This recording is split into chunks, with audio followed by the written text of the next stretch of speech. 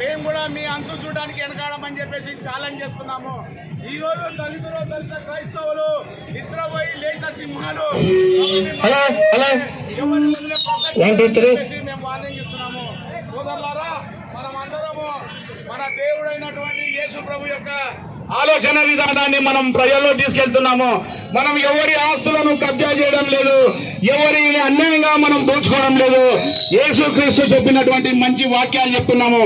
అయ్యా, నిన్ను వలె నీ పొరుగువాన్ని ప్రేమించండి, అన్నదమ్ములను అక్కచెల్లెలను ప్రేమించండి, నీ సహోదరులను ప్రేమించండి అని చెప్పేసి చెప్పినటువంటి ప్రవీణ్ కుమార్ ఈ విధంగా హత్య చేయడం ఎంతవరకు అని చెప్పేసి ఈ ప్రభుత్వాలను నేను నిలదీస్తున్నా.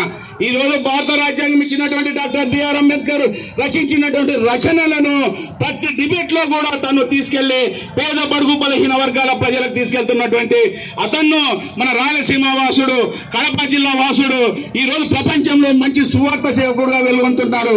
ఎంతో మందికి ఉచిత విద్యను అభ్యసించి, ఎంతో మందికి అనాథాశ్రయాలు ఏర్పరిచి, బైబుల్ ట్రైనింగ్ కాలేజీలు పెట్టి, సాఫ్ట్వేర్ ఇంజనీర్ కాలేజీలు పెట్టి మన వాళ్ళనంతా చైతన్యం చేస్తుంటే ఓర్వలేని దురంకారులు ఈ విధంగా పాల్పడ్డము ఏమాత్రం సంచమని చెప్తున్నాను.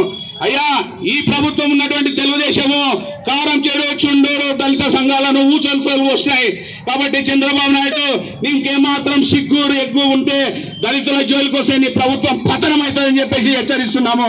దయచేసి ఎస్సీ, ఎస్టీ, బీసీ, ముస్లిం, క్రిస్టియన్ మైనార్టీలను కాపాడకపోలేకపోతే నీ మనువాదాన్ని మనిషి గుర్తులో పెట్టుకో, లేకపోతే మనువాదం అని చెప్పేసి మా వాళ్ళని జోలికి వస్తే నాలుగేళ్ళు కోస్తామని చెప్పేసి హెచ్చరిస్తున్నాము.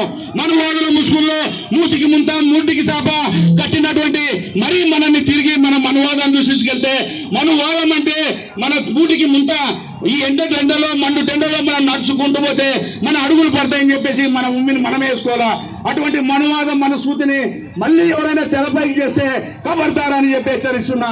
కాబట్టి దళిత ప్రజా సంఘాలారా, క్రైస్తవ సంఘాలారా, SC, ST, BC, minority, Yuvasena నాయకులారా, మహిళలారా, మీరు అందరూ కూడా మనం దేవుని యొక్క ఆజ్ఞకి లోబడి ఉన్నాము. దేవుని యొక్క ప్రజలను మనం భయపడవలసిన పనే లేదు. ఒక ప్రవీణ్ కుమార్ మన పైలాలకు ప్రవీణ్ చనిపోతే 1,00,000 మంది ప్రవీణ్లు పుట్టారని చెప్పేసి నేను తెలియజేస్తున్నాను. ఎవరు భయపడాల్సిన పనిలే. గ్రామము, జిల్లాలు రాష్ట్ర వ్యాప్తంగా తిరిగి మేము ఈ నిరసనను వ్యక్తపరచుకోవడానికి కర్నూలు జిల్లాలో కూడా 7వ తేదీ మేము ఆల్ పార్టీస్ నుంచి, ఆల్ లీడర్స్ నుంచి మీటింగ్ పెట్టబోతున్నాము. కాబట్టి దయచేసి మీరందరూ కూడా వచ్చి ఈ సభలు, సమావేశాలు, నిరసన ర్యాలీలను మీరందరూ కూడా జయప్రదం చేయాలని మరొక్కసారి తెలియజేస్తూ జై భీమ్, జై భీమ్. Thank you.